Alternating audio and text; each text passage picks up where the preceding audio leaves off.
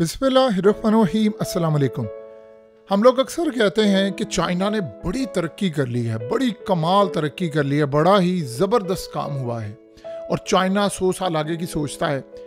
लेकिन अगर हम हमास और इसराइल की लड़ाई के हवाले से सोचें तो आप यकीन कीजिए हम ये बात कहने पर मजबूर हो जाएंगे जो आज मामला हो रहा है कि चाइना ने वो काम सोचा है जो किसी के बस की बात नहीं थी। उनको पता था इसराइल क्या करने जा रहा है, उन्होंने तीर ऐसा मारा सीधा निशाने पर जाकर लगा और आज चाइना, हमास और रूस ने इसराइल को चारों शाने चित कर दिए हैं। कमाल की डेवलपमेंट हुई है कि आप ये सोच लें कि वक्ती तौर पर या जैसे भी इसराइल के प्लान के टुकड़े टुकड़े हो गए हैं और अब वो सर पकड़ कर बैठ के हुआ क्या। अब ये ज़रा सारी बात समझ लें। देखिए, हमास के पास थोड़े कैदी रह गए हैं इसराइल के पास फ़लस्तीन के बड़े कैदी हैं और वो कैदी जाहिर सी बात है जब ख़त्म हो जाएंगे वो फिर जाकर पकड़ लेंगे। इसराइल के पास इस वक्त सिर्फ एक चीज़ है कि वो हमास से बातचीत कर रहे हैं और वो ये है उनके कैदी। ये कैदी हर रोज़ 3 जा रहे हैं, 2 की बात हो रही है हफ्ते में, यानी 10-12 चले जाते हैं। कितनी देर और लगेगी? ज़्यादा से ज़्यादा चंद हफ्ते। उसके बाद जब कैदी नहीं होंगे तो फिर इसराइल तो आज़ाद होगा ना हमला करने के लिए। जवाब क्या होगा? हमास तो इधर है ना, अब तो मैं खुलकर बमबारी करूंगा। जैसे नेतन्याहू ने आर्मी चीफ को कहा था खुलकर बमबारी करो, मरते हैं कैदी तो मारे जाएं। तो आर्मी चीफ ने उनके इनकार किया कि नहीं, हमने अपने कैदी नहीं मारने। तो इस चक्कर में नेतन्याहू का इख्तलाफ हुआ। अब जरा आज समझे हमास ने किया गया। हमास ने कहा हम गजा से जा रहे हैं। आप ये सोचेंगे तो आप ये कहेंगे कि हमास गजा से जा रही है तो ये तो बड़ा काम खराब हो जाएगा, गजा को तो इसराइल ले लेगा।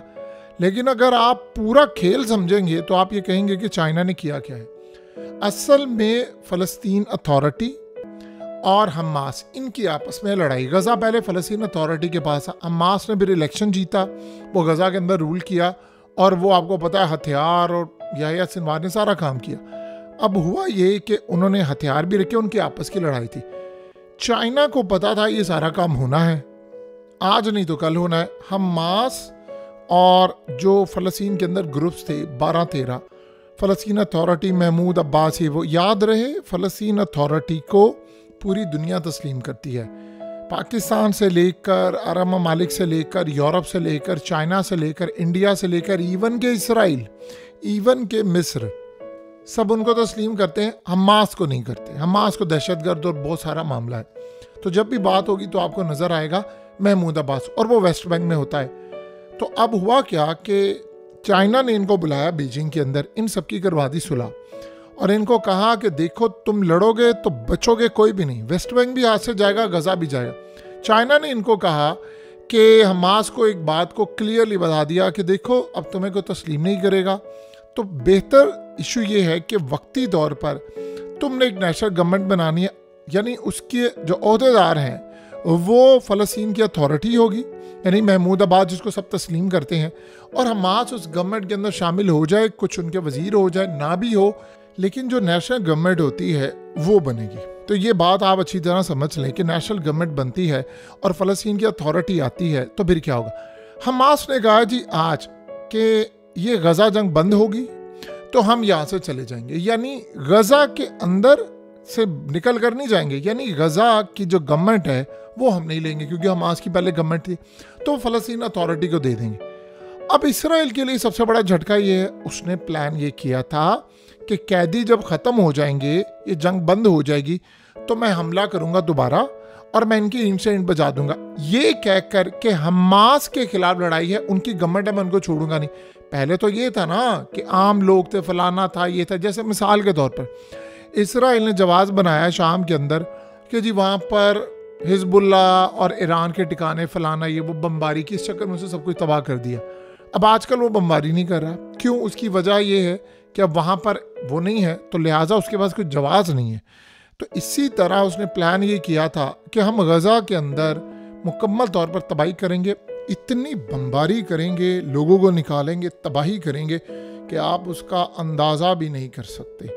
सो इस सूरत हाल में हम दुनिया को कहेंगे हमास है तो लिहाजा हमें काम करना। अब सीन क्या हुआ है, हमास ने कहा जंग बंद होगी, हम यहाँ से गवर्नमेंट नहीं करेंगे और फ़लस्तीन अथॉरिटी को दे देंगे।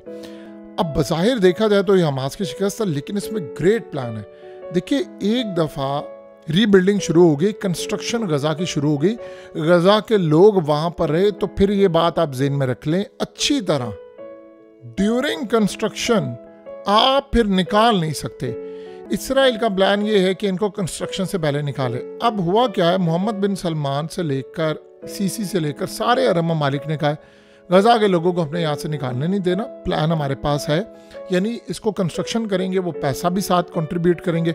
यानी उसमें होगा क्या, देखिए बहुत सारे ममालिक जो हैं मिडिल ईस्ट के, वो हमास को पसंद नहीं करते। अगर हमास चली जाएगी, फ़लस्तीन अथॉरिटी को तो सारे मानते हैं, तो वो कहेंगे ठीक है वो आ गई है तो हमें कोई इतराज़ नहीं है, गज़ा के लोग यहाँ पर रहेंगे, रीबिल्डिंग होगी। आप पहले साउथ को बना लें तो गज़ा के लोगों को नॉर्थ में भेज दें, जब नॉर्थ को बना ले तो आप साउथ में भेज दें, कैंप लगाएं, उतनी देर में एड्स आती रहे, पैसा आता रहे, वहाँ पर आप वक्ती तौर पर स्कूल खोलें। अब तो ऐसी सूरत हाल हो गई है कि आपको जो घर मिल जाते हैं, यानी ये कोई बड़ी रॉकेट साइंस नहीं है कि अब तो ऐसे ऐसे घर मिल जाते हैं बने बनाए कंटेनर के अंदर कि आप वहाँ पर जाकर लोगों को रखे रहना शुरू हो जाते हैं। और डोनेशन की जहाँ तक बात है वो तो दुनिया देगी, वैसे भी सऊदी अरब से लेकर बाकी सारे ममालिक पैसा देंगे, वो बन जाएगी। मसला सारा यहाँ पर यह है कि अगर उन्हीं को रखना था तो इसराइल का प्लान तो बर्बाद है। तो अब हमास अगर निकल जाती है तो फिर चाइना और बाकी सारे कहेंगे कि भाई हम तो तस्लीम करते हैं। देखिए सारी दुनिया महमूद अब्बास को मानती है, चाइना ने प्लान ये किया, वो कहते हैं ठीक है जी आज के बाद महमूद अब्बास यहाँ पर हुकूमत करेगा, हम उसको तस्लीम करते हैं, हम यहाँ पर एड देंगे। मजे की बात जरा सुने, महमूद अब्बास देखिए हमास को अभी तक जाहिर सी बात है डिप्लोमेटिक रिलेशन तो हमास के साथ नहीं होते, वो अलग बात है, चाइना उसको सपोर्ट कर रहा है और रूस भी कर रहा है, लेकिन जब फ़लस्तीन अथॉरिटी आएगी तो चाइना कहेगा ठीक है जी मैं अपने जहाज़ भेज रहा हूँ, क्योंकि अब उनके साथ हमारे ताल्लुकात हैं, तो उनको तो सारे तस्लीम करते हैं, महमूद अब्बास को तो फ़लस्तीन का सदर सारे मानते हैं। सो इस सारी सूरत हाल में हत्ता कि वो बंदा बड़ा घटिया है, ये ज़हन में रखिएगा। लेकिन एक बात ज़हन में रखिएगा, जब आप किसी भी वजह से दो नुकसान ज़िंदगी में फेस कर रहे हो तो जो छोटा नुकसान होता है उसको काबिल कबूल कर लेना चाहिए। जब आपके पास चॉइस नहीं होती, दो बड़े नुकसान हैं, एक छोटा एक बड़ा, तो आप छोटे की तरफ जाते हैं, नुकसान ज़रूर होगा। तो इस वक्त ऑप्शन कोई नहीं है लेकिन इसराइल के प्लान को बर्बाद करना है।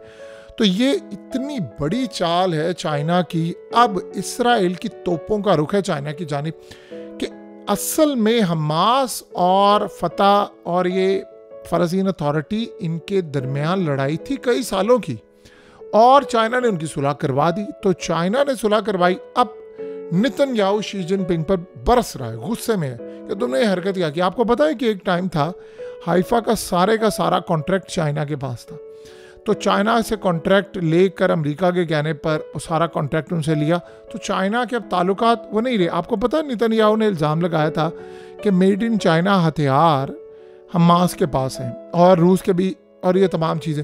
सो लिहाजा इस सारी सूरत हाल के अंदर अब इसराइल की बात समझ नहीं आ रही कि मैं कहाँ पर खड़ा हूँ। अब एक मिनट के लिए आप सोचें ज़रा, ये बात समझने वाली है। अगर महमूद अब्बास ने कह दिया और चाइना उसको कहता है, चाइना का इन्फ्लुएंस है उस पर बहुत ज़्यादा है, बहुत ज़्यादा इन्फ्लुएंस है, और रूस का भी बहुत ज़्यादा है और मिडिल ईस्ट की कंट्रीज़ का भी। चाइना उसको कहता है कि तुम अथॉरिटी लो और हमें दावत दो, हम यहाँ आकर कंस्ट्रक्शन करते हैं। और आपको पता है चाइना की जो कंस्ट्रक्शन है वो चंद महीने में ही आपको पूरा ठीक करके दे सकते हैं। दुनिया का बेस्ट इंफ्रास्ट्रक्चर उनके पास है, मशीनरी है, सारा कुछ तो चाइना से आता, तो अपना माल लेकर यहाँ पर आएंगे और फिर वो एक और काम करेंगे। वो महमूद अब्बास को कहते हैं कि हम फ्री में कंस्ट्रक्शन करते हैं, तो वो हमारे साथ एक डील कर लो, ये जो गज़ा के अंदर गैस है, गज़ा में तेल है, सब कुछ है, इसका ठेका हमारे साथ मुका लो। लेट से मिसाल के तौर पर चाइना कहता है कि जी ये हमें, आप हमारे साथ 60-40 कर लें, यानी 40% आप ले लो और 60% आप हमें दो, तो या 50-50 भी कर लो। वो जो 50% आपको देना है, हम आपको वो 50% का यहाँ पर कंस्ट्रक्शन करके दे देते हैं, हम आपको बिल्डिंग्स बना देंगे, आपको पूरा गज़ा रीबिल्ड कर देंगे। अगर चाइना ये काम करवा लेता है तो आप बताइए फिर वो कहाँ पर खड़े होंगे। यही तो चाइना का प्लान है। इसराइल को तो गुस्सा है कि गज़ा तो हमने लेना था, उसके नीचे जो 500 अरब डॉलर, 1000 अरब डॉलर की ज़खायर है वो तो हमने लेने हैं। तो इस सारी सूरत हाल में उनको चढ़ा हुआ है गुस्सा कि अगर चाइना यहाँ पर बैठ गया और तेल निकल आया और गैस निकल आया तो गज़ा तो आसमान पर चला जाएगा। हाँ, अब वो ये और क्या सोचते, वो ये सोचते हैं कि हमास का क्या है, आज नहीं तो कल हमास दोबारा वापस आ जाएगी, 2 साल 4 साल बाद वापस आ जाए। ये जो तंजीमें होती है मरती कभी नहीं है। आप ये देखिए ना कि अब जो लोग मारे गए हज़ारों लाखों गज़ा के अंदर, उनकी जो नस्लें हैं उन्होंने इसराइल से बदला नहीं लेना।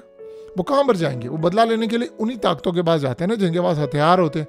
तो हमास आज नहीं तो कल दोबारा वापस आ जाएगी, वक्ती तौर पर वो गए हैं। तो लिहाजा ये जो ग्रेट प्लान बना है, अगर ये कामयाब हो गया तो इजराइल की और मुसाद की सोचों से 1000 गुना ज़्यादा, वैसे उनको पता था इसलिए वो दबाव डाल रहे हैं। तो खेल बड़ा दिलचस्प मरहले में चला गया है। हमास ने कहा कि जी हम बात से जाएंगे, ये आ जाए फ़लस्तीन अथॉरिटी, फिर उसके बाद जो होगा वो आप सब देखेंगे। असल में तो प्लान इसराइल का बर्बाद होना चाहिए।